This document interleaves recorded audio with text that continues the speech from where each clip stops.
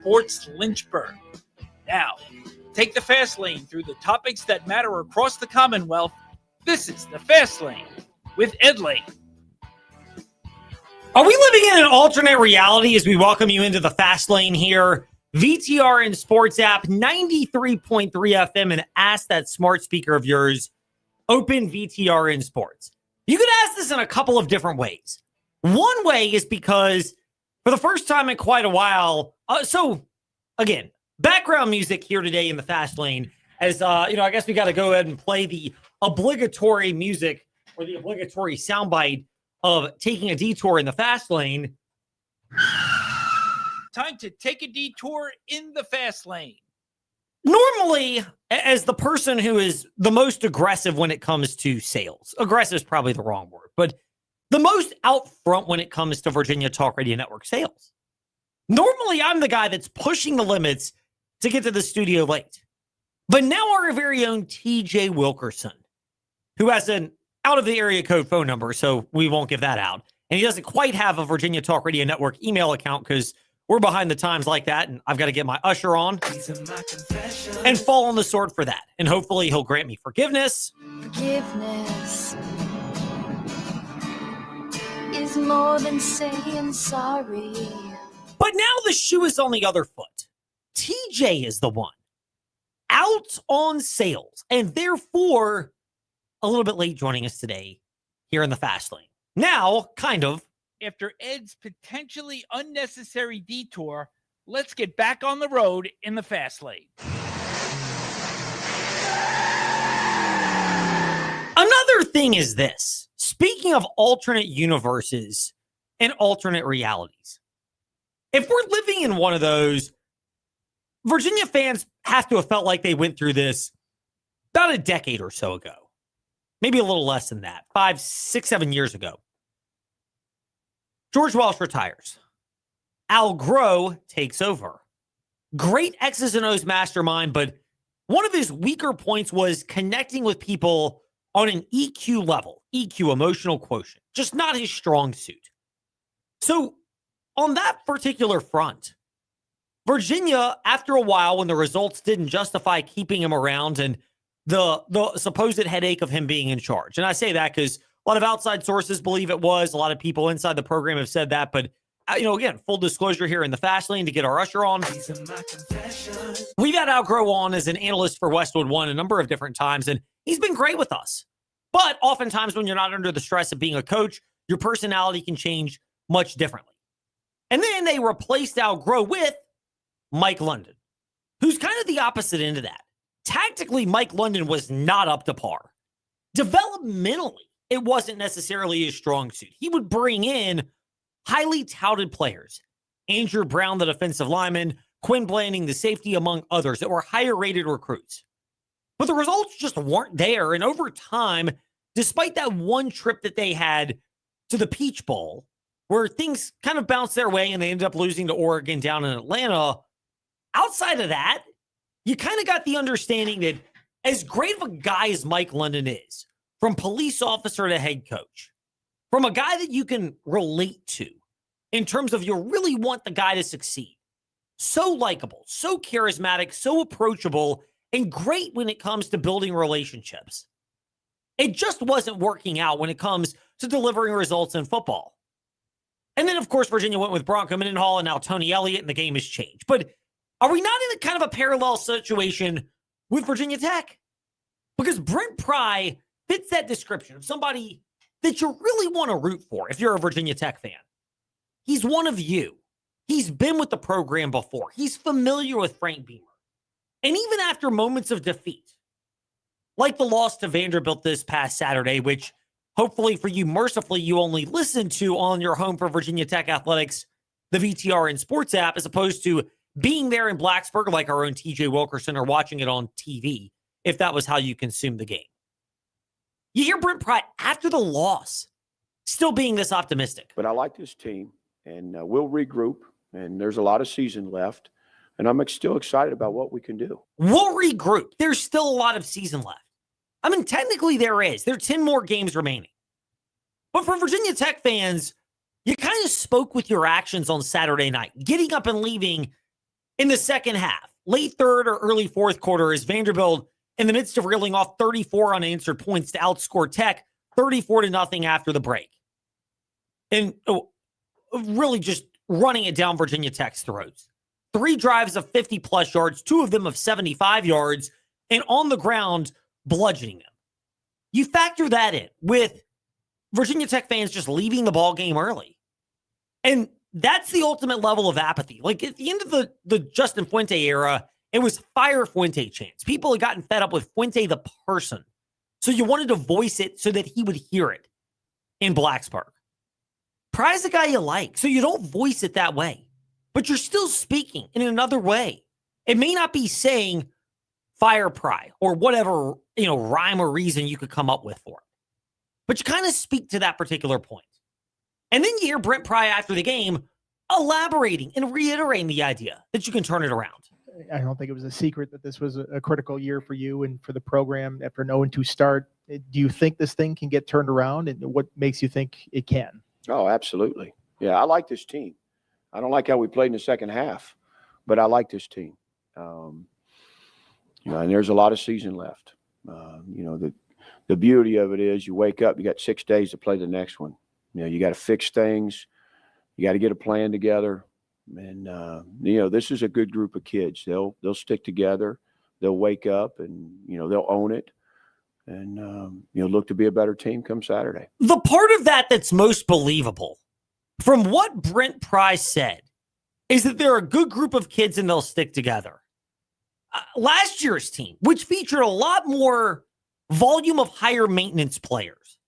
There's the thought that the team wasn't as bonded. That's the Claytor Lake trip that came out of that this past summer. They still managed to stick together, even though a number of them clearly had their eyes in different locations, whether it's going to the NFL draft, Jalen Lane, the more athletic version of the Lane family, of course, Bashal Tootin, Stephen Gosnell, obviously, Dorian Strong with Buffalo, who had a great game on Sunday Night Football, as you heard, on your home for the NFL, the VTR and Sports app at 93.3 FM, VTR and Sports powered by ESPN Radio. And then not to mention that, other guys like Xavier Chaplin, Auburn, Braylon Moore, LSU, Monster Delane, also LSU, among others who transferred out.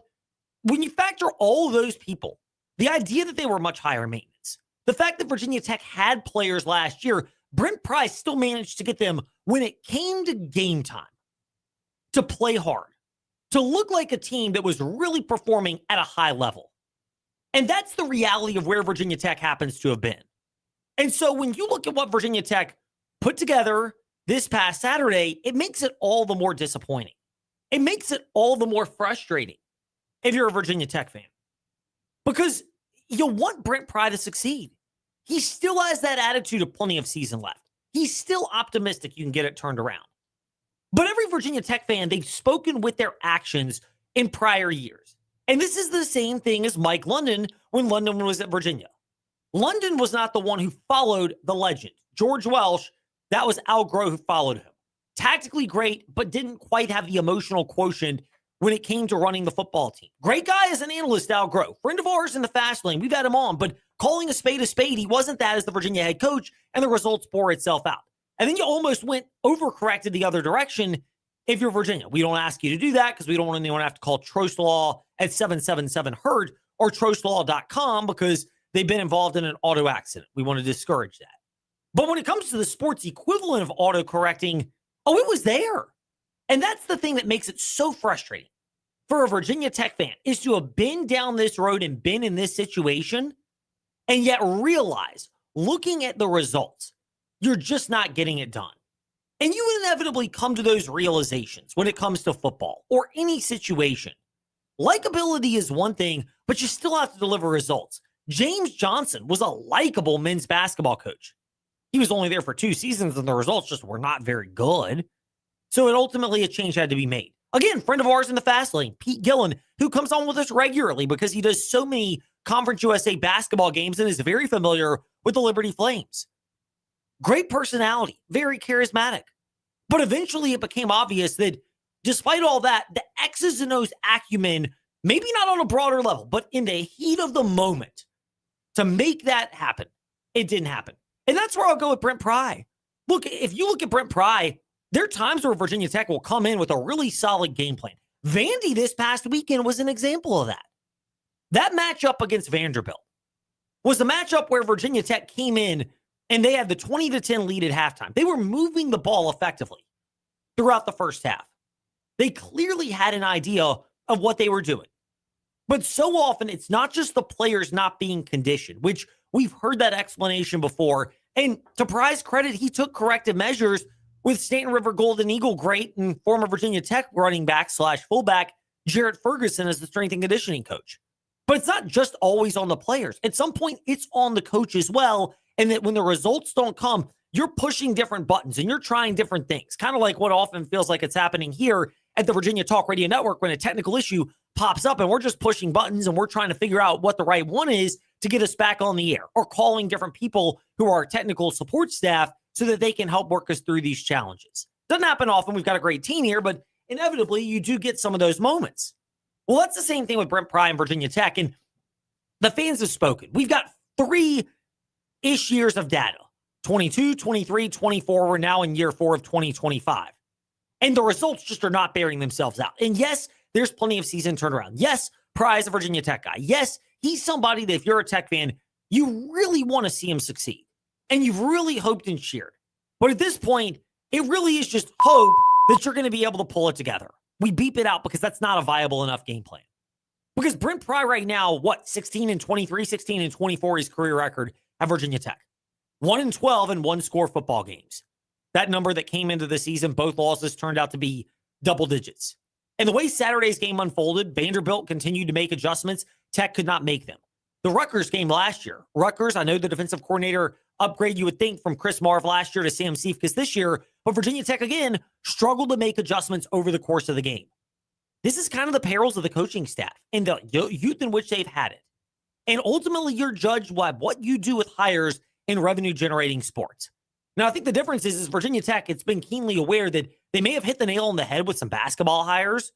With Buzz Williams, for all of his warts and high maintenance, he was a good coach. And when he left Virginia Tech at about the 5 to 6 year mark, because that's the same amount of time he spent at Marquette and the same amount of time he spent at Texas A&M before going to where he is now at Maryland, inevitably you kind of knew that was how he was operating. And Mike Young has been, I would say, an adequate replacement for Virginia Tech. Got them the ACC tournament championship a couple of years ago. They've struggled since then, but a lot of that is understandably because the Hokies were in the bottom half of resources devoted to men's and women's basketball. But you're also judged based on what you do at football. And the thing of it is that Virginia, I'd say the one comparison that's different about Mike London at Virginia and their struggles finding the ideal coach. Bronco Mendenhall was that for a while, but the refusal to make staff changes at the end kind of doomed him at the back half of his time, as noted Virginia reporter Doug Dowdy is often mentioned here in the Fast Lane. But inevitably, Tony Bennett kind of covered up a lot of the sins of the athletic department of Virginia and the difficulties they had finding the right candidate in football, because he was winning in basketball and fans were more than happy to support that. And they also had good success with Brian O'Connor in baseball, trips to the College World Series, won championship, a couple of trips to the final. They made deep runs in that. And lacrosse, another non-revenue generating sport, but a big one, you had the transition from Dom Starsia, who's one of the greats, to Lars Tiffany, who brought them a couple of national championships in 2019 and 2021. I know they've slipped recently, but inevitably it's been good. There have been other things that have masked that. Virginia Tech's kind of had that. Men's basketball has had success. Women's basketball with Kenny Brooks for a while. And I don't know if Megan Duffy will quite reach the heights that Kenny Brooks did since he got the Lady Hokies to the Final Four. But inevitably, you've got to find that way to really put all this together. And if you're Virginia Tech, that's one of the biggest challenges, is figuring this particular thing out. But at this point, you've got a football coach in Brent Pry who's not getting it done. He's the equivalent of Mike London, what he was at Virginia. Didn't follow the legend. That was Fuente at Tech and Al Groh at Virginia. But it was the overcorrection from a personality that had great X's and O's, but not very good emotional quotient skills. And you kind of reverse that. You went with a guy who can connect with people on an emotional level and motivational level, but the X's and O's acumen is not there. And in a sport like football, even more so than basketball, where the best athletes, if you give them the resources and space, they can often perform and mask some of your weaknesses from a tactical standpoint. Look at the back half of the Coach K tenure. Look at John Calipari in his latter years at Kentucky and the first year at Arkansas. You might erode in that area, but if you get the right talent, you're just in a very favorable, reasonable spot and situation. For Virginia Tech, it's kind of in that spot too. Brent Pry embodies a lot of those same traits. And he's the type of guy you would want to have as the face of your program. But if you're Virginia Tech, you got to get your football hire right. You've made so much of a commitment to football in particular, in the direction that that's going to go to carrying you wherever the next landscape of college athletics is when all these rights come up around 2030 and you can get out of the ACC more easily. And of course, the reports are out there, and I get it, higher upside, but Virginia and North Carolina being the biggest targets of the SEC and the Big Ten. We know there's value with Miami, Clemson, and Florida State on the gridiron, varying degrees of success and brand cachet over the years. Virginia Tech's in that group where they're scrapping to be in one of the bigger conferences and be desired that way, and their key to that is football. And you've got to get the hire right. And as much as Whit Babcock has been great and available to us here at the Virginia Talk Radio Network, not to the degree of Ian McCall at Liberty, but much more so than Carla Williams at Virginia. You're ultimately judged on your hires. And if you look at Tommy Tuberville at Cincinnati, who's kind of the one blip in the radar when they had Butch Jones, Brian Kelly, after Tuberville, Luke Fickell came in and got them to the college football playoff and had a great run of success. I don't think very highly of Scott Satterfield, but inevitably, Cincinnati proved they could be a spot where you could hire good coaches. The last 3 football coaching hires that have been made, when you go back to Tuberville at Cincinnati, I'm not talking about the political version of Tuberville, we're talking about the coach. To Justin Fuente at Virginia Tech and Brent Pry at Virginia Tech as well. They just haven't worked out. And at some point, it becomes obvious that they may be likable. That is a crucial element, maybe more than ever, is recruiting and relatability and being able to attract players, especially when you have the budget constraints that Virginia Tech has relative to a place like Texas Tech or Texas or Ohio State or LSU or Georgia or those type of programs. Michigan, you put them all in the equation. You've got to have something else. And Brent Pry right now is closer to the Mike London of likability, but in the biggest factors that determine the success of a football coach. Can you acquire talent and convince them to stick around? Brent Pry would get a passing grade in that regard, by and large. But can you develop talent? Brent Pry has done a good enough job at that. I would grade him above Mike London in that regard. But your X's and O's and in-game acumen, I wouldn't say it's great either for Brent Pry in cultivating talent, meshing the right coaching staff with scheme.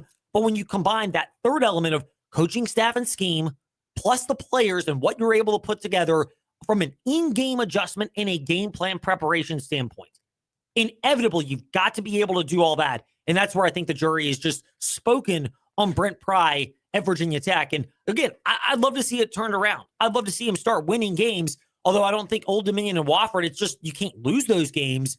But Florida State, Miami, there are opportunities, supposedly speaking, in the ACC, but you almost have to run the table or maybe have one more loss. And everything else, there's just no margin for error. And if you're going off of a coach who has a sub 500 record, counting on him to pull that off, it's a big ask. And it's really hard to see it playing out in the desired way. Meanwhile, when we come back in the Fast Lane, you've gotten some feedback on that. We will get to that after the Fast Five at 5-ish, all of that around 5:45. But when we return, Ben Cates, local sports reporter, newsadvance.com, he will step into the Fast Lane to talk high school football. 2 weeks in the books. We're not quite at the definitive conclusions route, but we're starting to get a picture of some of the teams in the area. So we'll discuss that when we return. This is the Fast Lane on the VTR and Sports app and ask that smart speaker, open VTR and Sports. To big savings at the used car superstore on the Sheeler Motor Mile. Shop local and save more with exceptional service and selection. Your search stops here with over 900 pre-owned vehicles to choose from, plus a huge selection of new car brands in Southwest Virginia: Honda, Hyundai, Toyota, Subaru, Kia, Chevrolet, Mitsubishi, Chrysler, Dodge, Jeep, and Ram. 11 new car brands, 900 used vehicles, all in one location. The Sheeler Motor Mile gives you more choices with pre-owned cars, trucks, vans, and SUVs. Many have miles in the teens, remaining factory warranties, and some are even local one-owner vehicles. More than any other dealer in the area, plus exceptional service, selection, savings, and financing options, and top dollar for your trade. Volume selling means volume pricing, and we've got the volume with 11 new car brands and over 900 used vehicles, all in one location. And we're proud to support our local schools and community. The Used Car Superstore on the Sheeler Motor Mile, your premier car dealer, locally and family-owned for over 50 years. I-81 exit 118C in Christiansburg. Call 866-SHEELER1. Always open at Sheeler.com. When it comes to legal matters, there is no substitute for experience. Hi, I'm Randy Trost with Trost Law. We've gained knowledge from serving Virginians for over 4 decades. Since 1982, we've handled auto accidents and personal injury cases ranging from simple fender benders to complex tractor-trailer cases. And we're ready to put our experience to work for you. We hope you never need our services, but if you do, just give us a call at 777-HURT or visit us at trostlaw.com. Relaxing in a radiant sunroom, enjoying the breeze in a screen room, or the sun on the deck. No matter the weather, customize how you feel whenever you want. Call Collins Custom Builders. All sunrooms, screen rooms, and decks are built by Collins employees, many with decades of experience, and some who've been with Collins Custom Builders since 1989. That means workers who embrace accountability and are committed to crafting your vision of the perfect sunroom, screen room, or deck. See some of their projects at collinscustombuilders.com, then call Collins Custom Builders. Hey, small to medium business owners, if you're frustrated with slow IT support, high costs, or paying for services you just don't use, it's time for a change. Hi, I'm Colt with We Fix Stupid Computers. We provide reliable on-site and remote support tailored for businesses just like yours. And we go beyond just fixing problems. We empower your staff with real tech knowledge so they can work smarter every day. From repairs to training to full IT support, we save you time, stress, and money. Call We Fix Stupid Computers, 434-525-8590, where smart support meets real savings. Step into the Fast Lane 24/7 at Trey Lyle VT and Fast Lane Ed Lane on Facebook, Twitter, Instagram, YouTube, and wherever you listen to podcasts. Now, back to the Fast Lane. Of course, as we start this second segment of the Fast Lane, we don't mean to demean the severity of today with the Salem Radio Network host Charlie Kirk, who was tragically shot and killed during an event at Utah Valley University earlier today. If you're looking for more coverage on that, the Virginia's Talk Station app and 100.9 FM Lynchburg, 95.5 FM Bedford, and 106.3 for the Gretna Southside area, they will be able to fill you in with more on that. Again, I'll be honest, I don't keep up a lot with that type of commentary.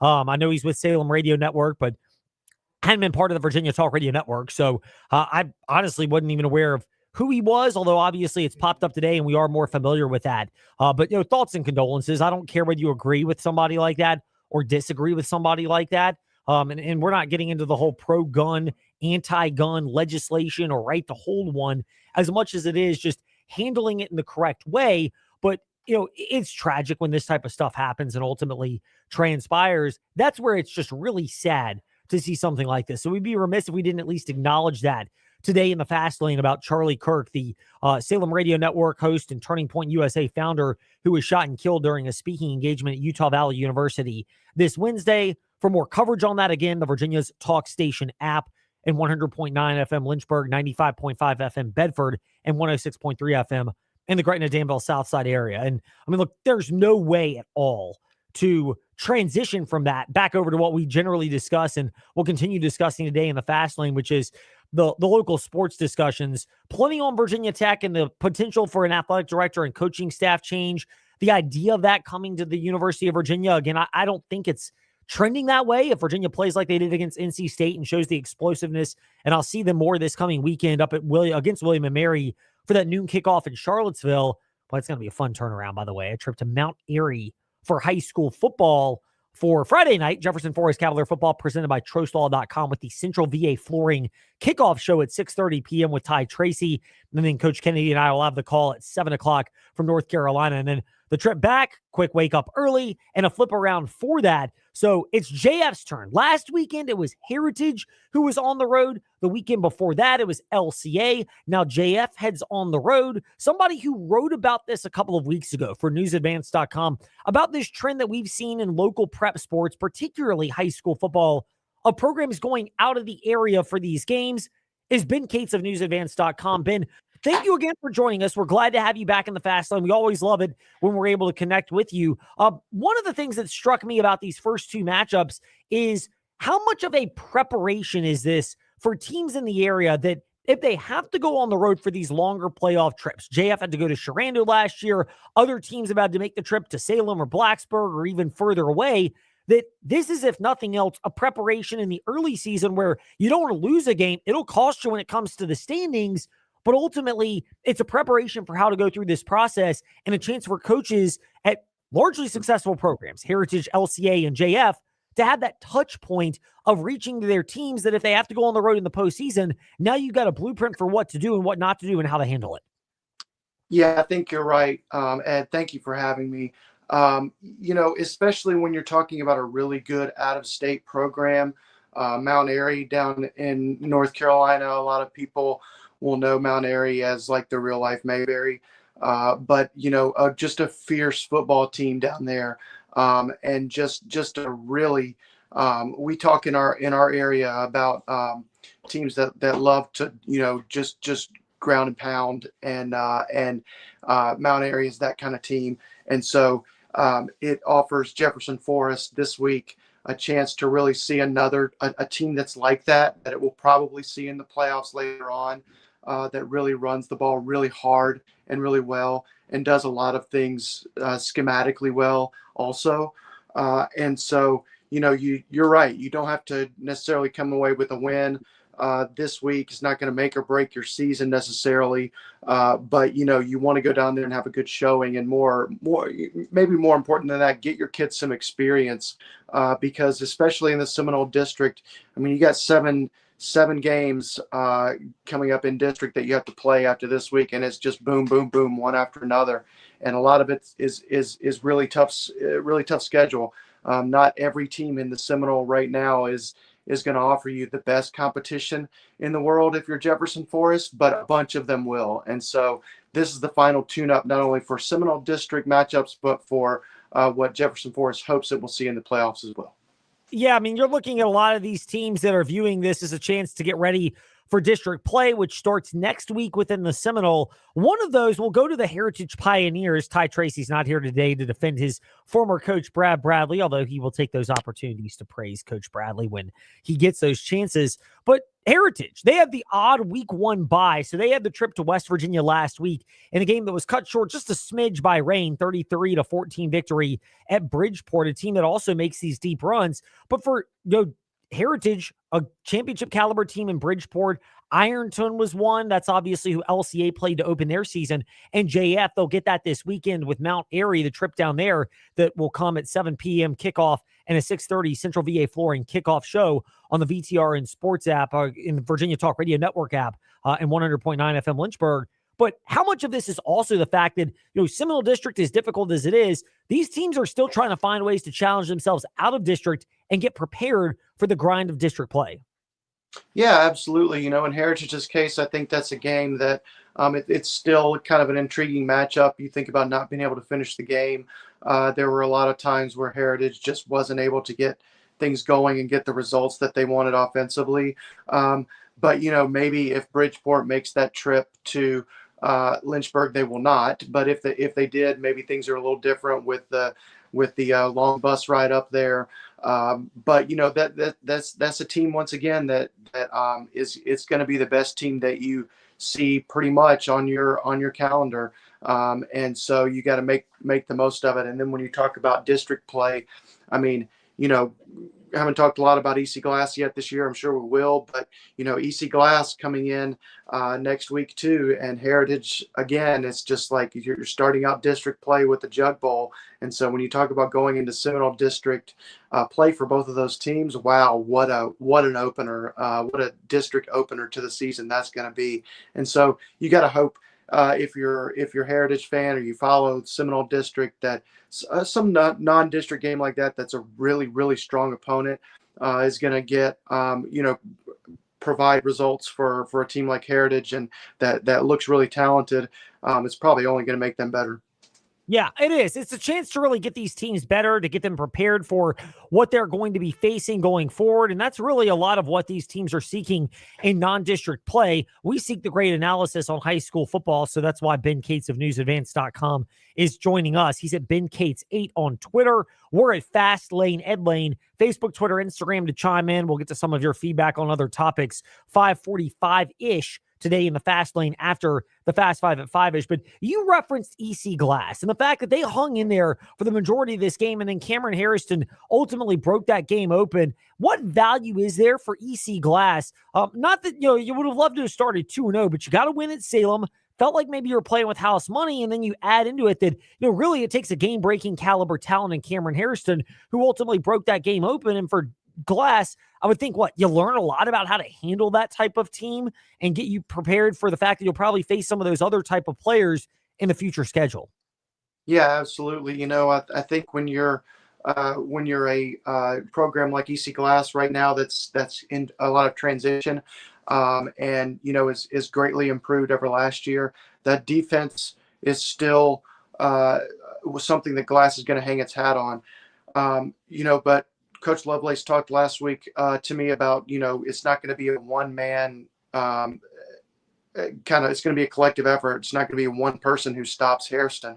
And so that ended up being true. Glass needed everything that it could. And then, almost kind of contains him for a big part of that game. And then he just breaks loose. Not one player beats you. PH had to put a lot of things in place to pull out that win. It has to be a difficult one from Glass's perspective. When you talk about the prospects of going 2-0 outside of district play and starting that, instead of being 1-1 now. But this is a Glass program that ultimately is going to be okay, I think, and is going to put up also a tough game against Heritage 2 weeks from now. It has to get through now GW Danville as well, in that old rivalry this weekend. But this is a team that's going to be okay. It's going to be toughened up, I think, by the time mid-season kind of rolls around. Ben K8, Twitter, newsadvance.com, as Ben is with us here in the Fast Lane. Ben, we'll look at some other teams in the high school football landscape to start off. We've touched on quite a bit on JF Heritage and JF Heritage and EC Glass. Amherst, they went on the road to Sharando. They went on another one of these long bus rides, as we can attest last year from JF Cavalier Football, presented by TrostLaw.com. They lost that game, and they had GW Danville, who's also a playoff caliber team at home. Is Mecklenburg coming to Amherst at the right time for Chris Moore's Lancers, where they're trying to find a way to turn these type of games into victories? And you would think with LCA being the game after this to start district play next week, just needing to find a way to get some confidence going, given that this is a team with a lot of talent in Amherst, but they play a very challenging start to their schedule. Yeah, it's been really tough. I mean, we've got a number of teams right now in our area that are playing really, really tough non-district schedules. Appomattox is one, Alta Vista is another, and Amherst is another. That's that start at Sharando, really, really tough. And so you got to find a way, like you said, to get that confidence before district play starts. You got a really tough LCA team that has a 2-week bye. You've been playing nonstop and those 2 weeks and putting a lot of effort, putting a lot of guys out there to try to figure things out. And so I think this is an Amherst team that when it gets down to Seminole District play is going to surprise some people.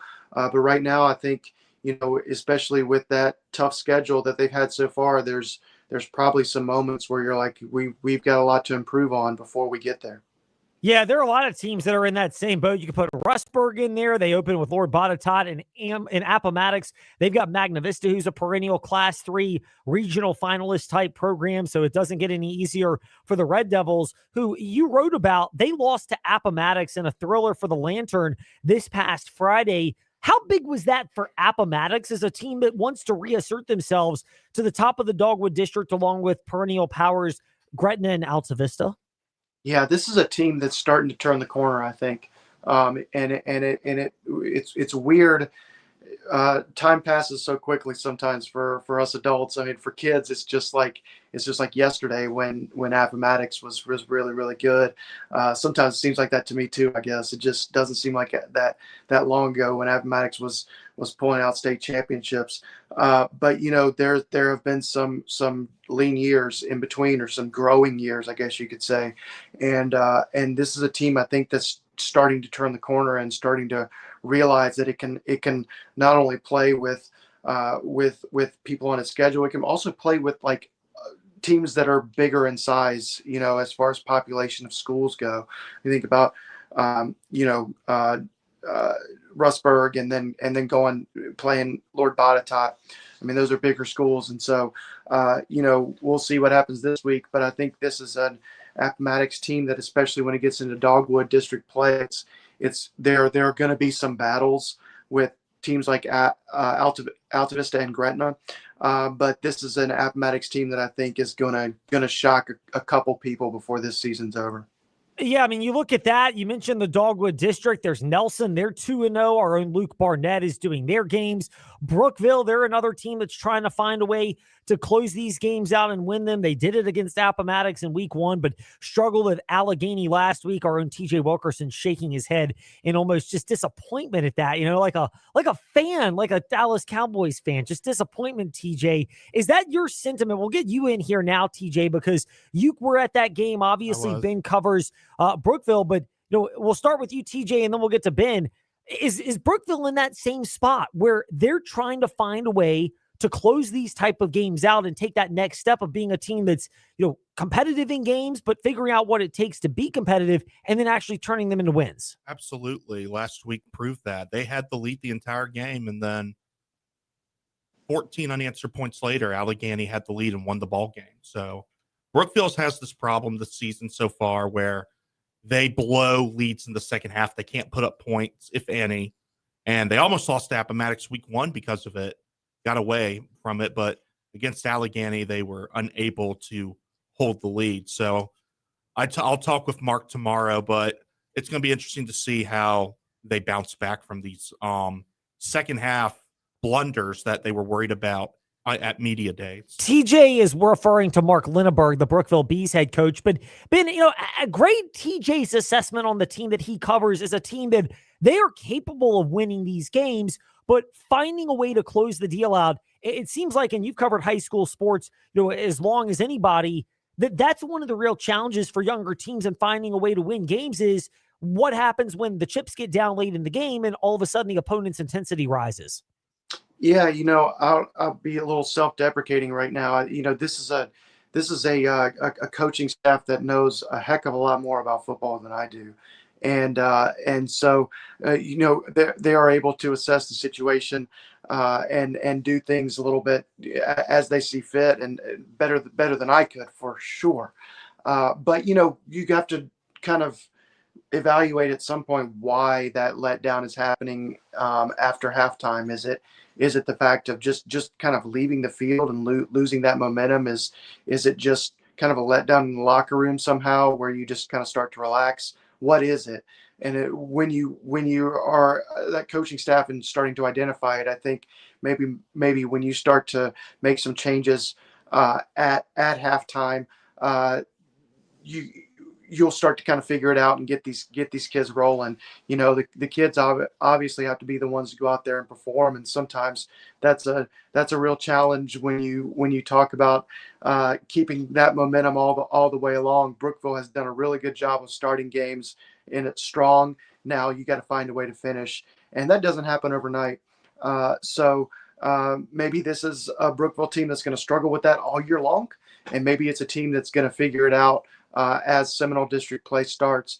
There wouldn't be a better time to do it than when Seminole District play begins. Yes, indeed. There's never a better time than now to consume the insight of Ben Cates at newsadvance.com, and he's at Ben Cates8 on Twitter. Ben, thank you for joining us today in the Fast Lane. We appreciate it, and we'll self-promote and say for those that missed our chat with Ben, Fast Lane, Ed Lane, wherever you listen to podcasts, including Facebook Live and YouTube, as well as VTR and Sports on Facebook Live and YouTube, because... And guess what? We keep receipts. Right there. Ben, thank you as always. Love catching up, and we'll do it again. Ed, TJ, thank you, guys. Appreciate you. Indeed. Ben Cates with us here in the Fast Lane. When we return, Fast Five at 5-ish, precedent setting, but not in a good way, or maybe just precedent continuing, but not in a good way. Plus, the past, the current present, I guess if that makes sense, the immediate future, and the way off future. We'll get to all that when we return here in the Fast Lane on the VTR and Sports app, and ask that smart speaker, open VTR and Sports, plus keep your feedback coming to Fast Lane, Ed Lane, Facebook, Twitter, Instagram, because we'll get to some of that as well. This September 27th and 28th, come celebrate wine, music, and the beauty of SML at the Smith Mountain Lake Wine Festival, once again on the expansive lawn at Bernard's Landing. Enjoy award-winning Virginia wines, live music, artisan vendors, and gourmet bites, all with breathtaking views in every direction. Whether you're a wine lover or just looking for the perfect weekend getaway, this is the fall experience you've been waiting for. So get your tickets and more information at smlwinefestival.com. Hokie fans, are you still getting your Hokie sports news from someplace like ESPN.com or even worse, the newspaper? You're missing out. Tech Sideline has assembled the largest and most talented team to ever cover Virginia Tech athletics. If you want Hokie sports coverage that is second to none and will make you the smartest fan at the tailgate, subscribe to TechSideline.com for just $12 a month or $120 a year. Tech Sideline, all Hokie, all the time, period. Visit TechSideline.com and subscribe today. Playoff baseball is back, and the Lynchburg Hillcats are set to take the home stage one more time to play against the Fredericksburg Nationals. You can get your tickets at InsaneRadioDeals.com, both general public tickets and premium reserve tickets, both with a food voucher, plus 40% and $5 off coupon to the Hillcats store when you spend $20. Get your tickets now before Thursday's game at InsaneRadioDeals.com. NFL fans, tune into VTON Sports on 93.3 FM or 1320 AM or on the VTON Sports app on Sunday, September 14th for a full slate of games as the New York Giants visit the Dallas Cowboys. The Eagles go to Kansas City for a Super Bowl rematch. The Falcons battle it out with the Vikings. And then on Monday night, when the Buccaneers and the Texans go head-to-head and the Chargers head to Las Vegas for a showdown with the Raiders. Catch all the best games on VTON Sports right here on 93.3 FM, 1320 AM, and everywhere on the VTON Sports app. Or tell your smart speaker to open VTON Sports. Step into the Fast Lane 24/7 at Trey Lyle VT and Fast Lane Ed Lane on Facebook, Twitter, Instagram, YouTube, and wherever you listen to podcasts. Now, back to the Fast Lane. Again, a quick PSA for those that are just tuning into the Fast Lane. If you're looking for coverage on the tragic assassination of Salem Radio Network host and Turning Point USA founder Charlie Kirk, check out the Virginia's Talk Station app, 100.9 FM Lynchburg, 95.5 FM Bedford, and 106.3 FM Gretna Southside, because that will be your spot for coverage on that tragedy. I don't care whether you agree or disagree with Charlie Kirk or anybody in the world. Handling it by assassinating them is not the correct way to handle those. I'll get religious for a quick moment in the Fast Lane. Time to take a detour in the Fast Lane. As somebody who is a devout Christian, but even if you're just, a Christian, you're not practicing or not, this is where, for me, God, but maybe you, it's a higher power or someone else. That's where I believe that is where people will ultimately be judged. And if anything, it's, again, part of the comfort as much as you can provide in this type of tragedy. It still is very unsettling. But people that perform these type of heinous acts on anybody, conservative or liberal, non-political or anyone else, that's where you have to ultimately meet God to be your final judge on this. But more information on the assassination of Salem Radio Network host and Turning Point USA founder Charlie Kirk will be available for you at the Virginia's Talk Station app, 100.9 FM Lynchburg and 95.5 FM in Bedford. No easy way, no smooth way to get back to what we do here in the Fast Lane, however. After Ed's potentially unnecessary detour, let's get back on the road in the Fast Lane. We will get back on the road right now with the Fast Five at 5-ish. It's time for Fast Five at 5-ish. 5-ish minutes on 5 relevant topics done around 5 p.m.-ish. Ish? Because our counting skills are kind of ish. Let's start with number 5. We could do the whole what he said and what he meant soundbite for this, because leave it to the NCAA to not actually just say what's going on. But 3 college basketball players. You probably never heard of these people unless you're like a diehard college basketball fan, because they played at San Jose State and Fresno State, but they've been banned from NCAA competition after getting busted for, quote, manipulating their performances, end quote, last season.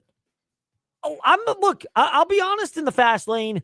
I don't like the idea of this. I don't tend to believe that it's happening everywhere in college basketball, but I'm also not naive enough to not know that it may be happening somewhere else where players are more easily manipulated by finances in a world of college sports now, at least in the revenue-generating sports of football and men's basketball, where you're judged as your worth based on how much you are paid.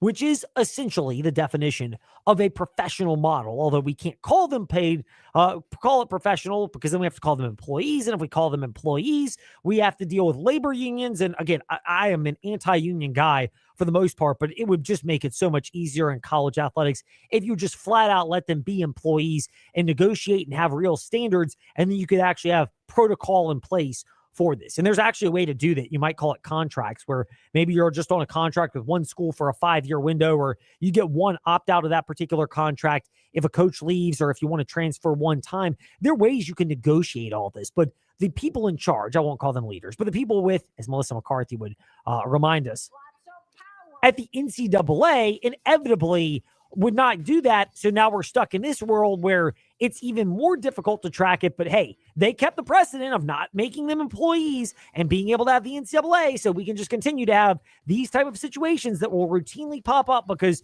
we'd rather not do what's right. We'd rather be right all the time. And I don't need to hear any political leanings about me, because again, I am in that camp of being as conservative as it gets when it comes to most financial matters, and libertarian across the board. But look, we can call a spade a spade. You know, it would be a lot easier if you unionized and made these people employees as well. Multiple truths can most definitely exist. Meanwhile, speaking of reports that have come out in the last 24 hours by The Athletic, we might add, Number 4. at least 8 men employed by the Detroit Tigers and their business arms or broadcast partners, including 2 former players, have been accused of misconduct towards women since 2023, including 4 vice presidents, 2 other high-ranking employees, and of course we mentioned a couple of former athletes for the Detroit Tigers, Craig Monroe and Cameron Mabin, whose names you may or may not remember.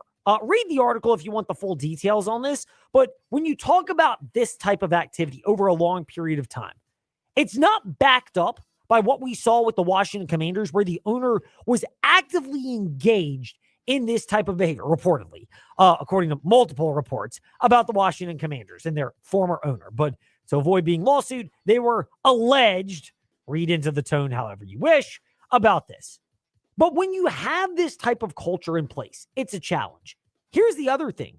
When you permeate the idea of either the good old boys club or a hostile workplace environment, first of all, people will look for ways to have a release. Some people will do it healthily, through sports and activities, through counseling, through pastoral consultancy, regardless of what your religion might be, or maybe just professional counseling if religion is not your thing. There are a lot of healthy ways to do this. But the Detroit Tigers seemingly had that mindset. By the way, there's one other report in the article about this that kind of cracks me up, that whenever, that over time you start slashing the amount of commission that employees could get for their sales efforts. Want to demotivate a sales staff faster who are looking to make money? Let's just continue to cut their commission without making it up in some other place. Imagine that, and then all of a sudden there's additional hostility. Who could have ever foreseen that? Meanwhile, on to Liberty Flames past. Number 3. Colorado is expected to start Ryan Staub at quarterback this Friday night at Houston. Of course, Flames past comes in because Juju Lewis was not named. He's not a former Flame. He was a 5-star recruit. And Caden Salter, who was initially the starter, but has been pulled in favor of Ryan Staub, who completed 7 of 10 passes for 157 yards and 2 touchdowns and a really good showing against Delaware. First of all, if you're a Flames fan, raise your hand if you're shocked that Caden Salter did not last the entire season as the starting quarterback at Colorado. I'm not. Again, I don't begrudge him the amount of money that he stood to receive by making the transfer from Liberty to Colorado is still financially worth it. I would say it's still the smart decision from a business standpoint for a player that I never thought had pro potential in the NFL, at least, in Caden Salter. He's not built like your typical thicker quarterback. He may be 6'1", but he's more in the 180 to 190 range, not the 205 to 220 range where a lot of these bigger, more thickly built quarterbacks happen to be. So I don't begrudge Caden Salter for this, leaving Liberty for Colorado, even though he has not made it a quarter of the way through the season as the Flames starting quarterback and has been benched based on performance for the least talented. The other part to this right now as well is that there have been times where I've been critical of Coach Prime. I mean, some people would say, no. But I have, because at Fastlane, Ed Lane, wherever you listen to podcasts, I give him a lot of credit. He's going with the quarterback that right now seems like he's earned the job based upon performance and merit. And for those that like to play the race card, I don't think this has anything to do with it because Coach Prime is a black coach and the other quarterbacks are black and he picked the white guy and Ryan Staub. It's based on performance and merit. And if anything, the other quarterbacks are the ones that if it were just based upon external factors, like how much you're getting paid or recruiting rankings or keeping people happy, you would want Salter or Juju Lewis to be your quarterback. I commend Coach Prime immensely for making a smart football-related decision as to who his quarterback will be and why he's going to go about naming Ryan Staub as the quarterback. Meanwhile, from Flames past to Flames present / in the immediate future, Number 2.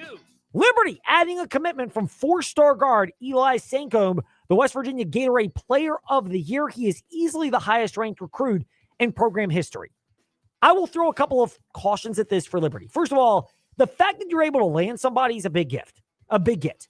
I don't know Eli Stancombe or the other 2 recruits, Eli Holcomb or Reese Davidson, who are committed to Liberty's basketball program. I don't know them from a personal standpoint level. But by and large, Richie McKay has brought in players who are of high character and generally speaking fit the program's modus operandi, which is to be very open about your Christianity and your religious faith. I'm sure there are players that are on different degrees of their relationship with Christ and Christianity at Liberty, as there are in basketball and other programs at that school. But inevitably, there's part of that for Liberty. There's also this other truth. The fact that you get a 4-star player for Liberty may well be the new era of college athletics, where if you're not a top 50 recruit in basketball, it may be your best bet to go somewhere and instead of going to a Duke or a Michigan State or a Kentucky or a Kansas and just riding the bench as a top 100-ish caliber player, he's like 103 in the country, but you get my drift, go to a place where you can actually play. And maybe you stick around and like it a lot at Liberty. Maybe you go for there for a couple of years and go somewhere else. But this is Liberty standing to potentially benefit off the new structure of college athletics. And the other thing to keep in mind for the Flames is just because it's a 4-star recruit doesn't guarantee there's going to be success. Jaden Bradford, the quarterback for Liberty, he's the one who did not travel to Jacksonville State this past weekend. Ethan Houck, the freshman, did, and obviously Ethan Vasco, QB1, who started, and Michael Merdinger, who's QB2 with the medical retirement / disqualification of Ryan Berger. The highest rated player in Liberty's football program history is Jaden Bradford. Right now, he's 4th on the depth chart in football, did not transfer. And by all accounts, he doesn't seem like he's created a storm outside the program. I don't know what's going on in the walls of the program. But just because you're a 4-star recruit does not guarantee immediate or even long-term success. Meanwhile, long-term success, long-term perspective, it doesn't get any more long-term than Number 1. Today, Liberty and JMU announced the addition of 4 more games to their current series, which already features the game that I'm confident will take place next year, 2026 at JMU. Until the apocalypse may come before then. If the rapture comes, hey, you do whatever you want to do. I won't be here to have to deal with that mess. But presumably speaking, we get to 2026, Liberty will play there. And presuming the world goes on for a while, 2031 through 2034, those dates have already been set. But the fact that Liberty and JMU are adding games and adding a trophy to brand this as the Battle of the Blue Ridge, I love the concept and the idea behind this. Does this mean Liberty and JMU will eventually be in the same conference? I can pray that it will in a sports prayer sense. We can hope that it will, that ultimately you'll get to that particular point. But it at least speaks to the fact that Liberty, give a lot of credit to Ian McCall, because he's found a way to work very amicably with ODU and with JMU. For as much as those programs in the Sun Belt may not want Liberty around financially, he's worked with them. He's worked with East Carolina. That's more of an AAC program, as we know. He's worked with Appalachian State. I know Hurricane Helene had some different thoughts about that last year, but inevitably, this is a big get for Liberty in terms of the way they put all this together, and it's absolutely commendable and a great headline heading into the game next weekend against JMU. Meanwhile, you can get your tickets to that game as part of our season ticket specials at InsaneRadioDeals.com. We transition, though, from that to come join the chat or give us a piece of your mind. Trey Lyle VT and Fastlane Ed Lane on Facebook, Twitter, and Instagram.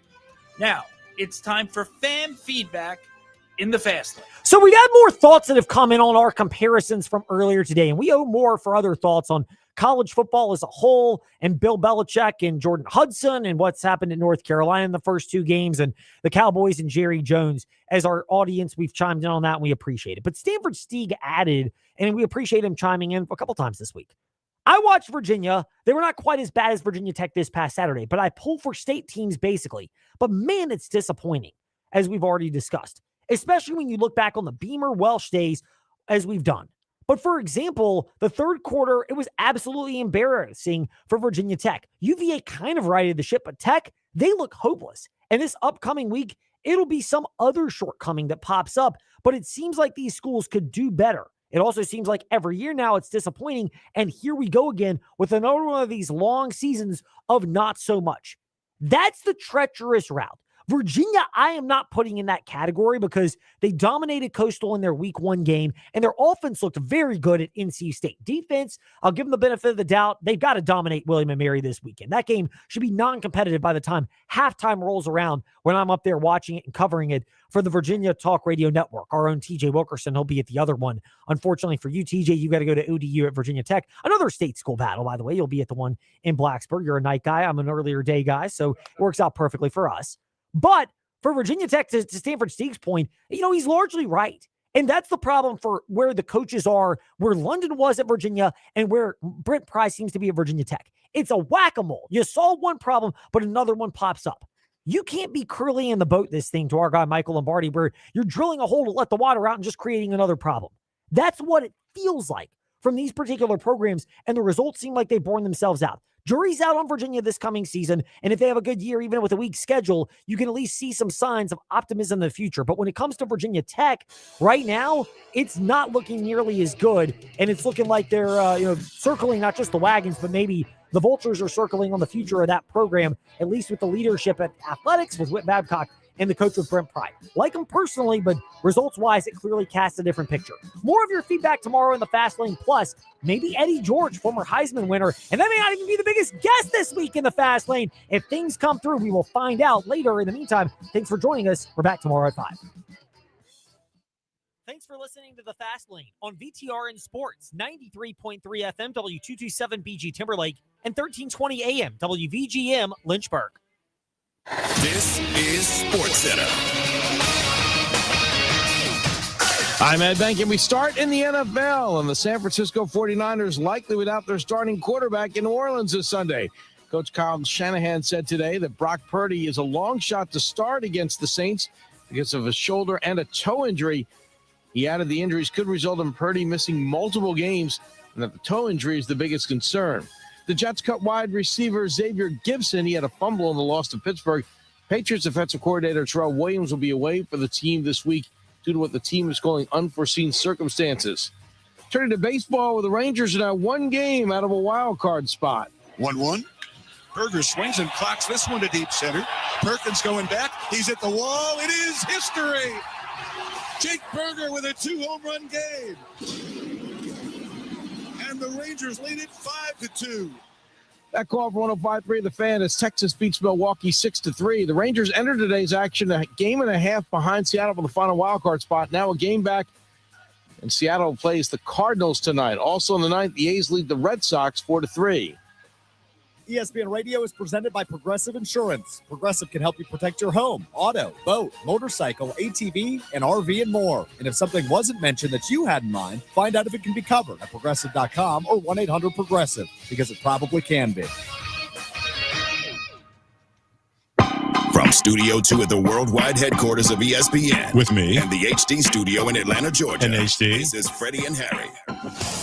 I love that we're on TV now. As I look into this camera and I see the Zoom return, man, I really been hitting them weights. I feel like I'm about to pop up out of this shirt. Been on my bench press, got my abs right, been on my curls. Man, I'm popping up out of this shirt, man. Yeah. That's that daddy weight, you know what I'm saying? That daddy weight chiseled out in the weight room. No more dad bod over here. I'm on my ass, get my abs in every day ready. Yeah. Boom, boom. This is Freddie and Harry.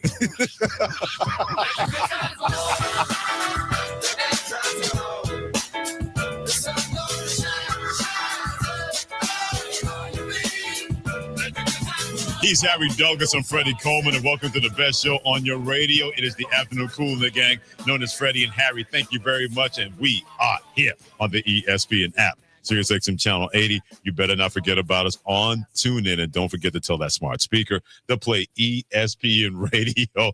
Wait till you hear exactly what kind of safe space that we may all need after that. And covered by Harry Douglas, who says, that dad bod? Nah. I got that big daddy bod. Hey, your boy over here chiseled up, y'all. I've been in this weight room faithfully. And also, Freddie, I've been very diligent. Yes, you have. When I've been on the road traveling for shows, it doesn't matter what they have inside the weight room. I find something to do, and I always stretch. So, exactly. Word to the wise. Yes. Keep your distance. Yes. Don't run up on me. We'll put it this way. Approach at your own risk. Well, put it this way. But if you're going to do that, bring help, because you're probably going to need it if you're going to approach. So HD does not need a safe space. He's in a safe space when it comes to that. But you get a chance to speak on anything that's in your heart, in your soul, in your mind in about 10 minutes at 888-SAY-ESPN. 888-729-3776 is one of our favorite days, Wednesday, involving safe space and YOU at 888-729-3776. Even the best teams have area to improve. They're quite impressive, bordering on spectacular. This is You Won, But. Yeah, we got questions and concerns, and concerns for these teams that went 1-0. So I'll throw a team out there, and we'll both go back and forth when it comes to the biggest question of concern for teams that went 1-0 in week 1. The Cincinnati Bengals. They beat the Cleveland Browns, but they needed a field goal to be missed for this team to win that. So what's the biggest question and or concern for the boys from the Queen City? Not concerned, just a question. The offense wasn't at its best. 141 yards totally, only 46 yards rushing the ball. Time of possession, minus 11 when it came to the Cleveland Browns. Seen some drops in there. Third down in the second half, they were 1 for 7, not good at all. That's the biggest question I have. Can they get it together because they face the Jacksonville Jaguars? Mm-hmm. I don't think it's really a question, right? Because I know what this offense can be. Sure. It's more so I was disappointed in week 1 that it showed up like it did. Yeah, my biggest concern is still going to be that offensive line. I know the Browns' defense is really, really good, but plenty of times I saw guys where there was nothing but air and turf between Joe Burrow and that guy. Usually air and turf's trying to block somebody, it never works out. It never ends well for your quarterback. He was able to dance away a couple of times and been able to make that work. So that's still a concern that offensive line may be not up to snuff. At times when they did it, they were more than adequate. The times they didn't, once again, Joe Burrow was running for his life. That cannot continue if you're a Cincinnati Bengals team wanting to be the kind of big dog you believe you can be in the AFC. The Denver Broncos. They're able to eke out a win against the Tennessee Titans. It was not easy. The Titans going to make things a lot hard for people over 60 minutes. Biggest question or concern for a team that you picked to win the AFC West? Yeah, so I'm going to go with a question. Bo Nix, are we going to do this? Are we going to have this sophomore slump? Because thank goodness that the defense is as great as it is. And number 2, that the run game, the 2 new additions to their backfield, R.J. Harvey and also J.K. Dobbins, those guys were masterful. You know, the Denver Broncos rushed the football 30 times for 151 yards in a rushing touchdown. Thank goodness those guys came to play because Bo Nix damn sure didn't. He had 3 turnovers by himself, 2 interceptions, and then 1 fumble. Bo Nix, you got to get it together. I'm not concerned, but my question is, Bo Nix, are you going to have a sophomore slump? Mm-hmm. My question is, how will the Chiefs handle people knowing that they are that good, that people talked about them in a way we have not heard them talked about the Denver Broncos, since Peyton Manning was their quarterback. That, hey, man, they could be legit. Not just in the AFC West, but in the AFC. And Tennessee went out there trying to prove that they could be on that level that a lot of people have perceived with the Denver Broncos. And you're going to get that week after week, time and time again. So it's not about a sophomore slump for Bo Nix. It's not about maybe the defense getting exposed just a little bit because people have more tape on them. How you handle those increased expectations. Because when Harry Douglas says you're going to win the AFC West, that means everybody's thinking the Broncos must be pretty good. They're going to have to keep proving that week after week because they will not be able to sneak up on anybody in 2025. The Pittsburgh Steelers. It'll be my New York Jets. Chris Boswell, take about 60-yard field goal to help them win. Tip your cap on that one. But they were down until the Jets had that kickoff return for a fumble that completely flipped the momentum in this game and gave the Steelers a chance. What's the biggest question or concern from the boys from the Steel City? I'm going to go concern. Looking at this game last week versus the New York Jets, the Jets were able to run the football and won the game in the trenches, not just on the offensive side for the Jets, but also defensively, because the Pittsburgh Steelers and their inability to run the football was in full effect. That's why Aaron Rodgers had to throw 4 touchdown passes. So that's my biggest concern. Coming into this year, I said this offensive line is going to take this team as far as they can take them. Yeah. Luckily, they got away with it. They got away with it in game 1. Yeah, the Jets dialed it back defensively when it came to pressure, which made no sense. I don't believe Aaron Glenn's going to make that mistake again. My biggest question is something you point out in preseason. What is that offensive line going to look like? But the bigger question may be the defensive line. The Jets pushed them around. TJ Watt, he made a couple plays here and there, but he did not have an impact in that game. Well, let's give the young rookie, the tackle for the Jets, some credit. Yeah, Mashonda did a really good job. Because, boy, they had some clips. Yeah. Mm-hmm. Well, he was taking TJ Watt up through there. Yeah, there were a couple of times. Remember the movie, The Blind Side, when he put the guy in the bus? He put TJ Watt close to that sidelines a couple of times, which very rarely happens involving TJ Watt. So can that defensive line, that defensive front seven, not be pushovers like they were at times in that Jets running game, even though able to win that game on Sunday, 34-32. The Los Angeles Rams. That was an old school 1950s game. Touchdowns at a premium. If you fumble the football, it was like watching that game in black and white. That's what it looked like with the Rams beating the Houston Texans, but they're 1-0, winning 14-9. Biggest question or concern from the boys from Los Angeles? Yeah, I'm just going to go question. You got to be able to run the football, only 72 total yards. Kyron Williams only had 18 carries, 66 yards, 1 touchdown. Got to be able to get that run game going. Mm-hmm. Will you be able to get it going in game number 2? That wasn't the case in game number 1, and rightfully so, because the Houston Texans and their defense, that's an elite unit. Yes, it is. So I give them a little bit of a pass. Yeah, I really don't have a question or concern about the Rams. The biggest one I still have is Matt Stafford is back, and it held up pretty good. The offensive line did a really good job protecting him, so not bad. Give them a B+, making sure that he wasn't touched by that front line of the Houston Texans who can get after the passer. When they blitz, someone comes free. But they're able to get home with 4 guys, and they did a really good job walling that off consistently and opening holes at times in the running game involving Kyron Williams and Blake Corum. So there's no question of concern, because the biggest question of concern was Matthew Stafford's back. It held up quite nicely, thank you very much, after week 1 against a very good Houston Texans front seven. The Jacksonville Jaguars. Biggest question of concern with this team, 1-0 after finding a way to take care of the Carolina Panthers. So the biggest concern is that they play the Cincinnati Bengals this week, and Cincinnati didn't have a good offensive performance. The other question I would have for Jacksonville, will Travis Hunter play more defensive snaps this week? I would hope so. Mm-hmm. And I think Liam Cohen came out and said that he will probably get more reps on the defensive side this weekend, but rightfully so. Yeah.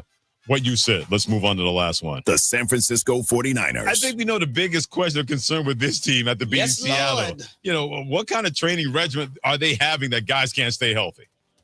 But here's the thing, Freddie. Like, a lot of people think I may have been joking about this when I said this a few weeks ago. They really need to do a deep dive into their training staff, strength and conditioning staff, because entirely too many guys are getting hurt from the San Francisco 49ers year in and year out.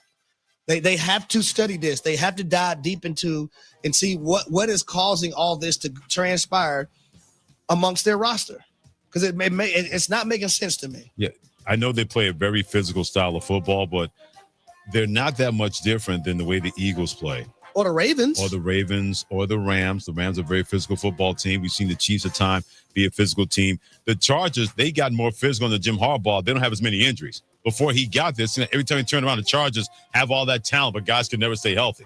That has not been the case. So maybe just San Francisco, you might want to place a call to the Harbaugh and say, what are you guys doing? Tell us in the offseason. I wouldn't tell you now. I'm not going to help you beat me. They can't call Harbaugh. Not the way they did him. Call John, right. And John call John. Don't call Jim. Yeah, they may not be able to call John. You did my brother that way, dirty my brother that way. They may have to call Tom Crean, the brother-in-law, who married one of their sisters. And even then, he might not answer the phone to help out the San Francisco 49ers. Adam Schefter, ESPN NFL Insider reporting. Brock Purdy, more than likely, is not going to play this week due to toe and shoulder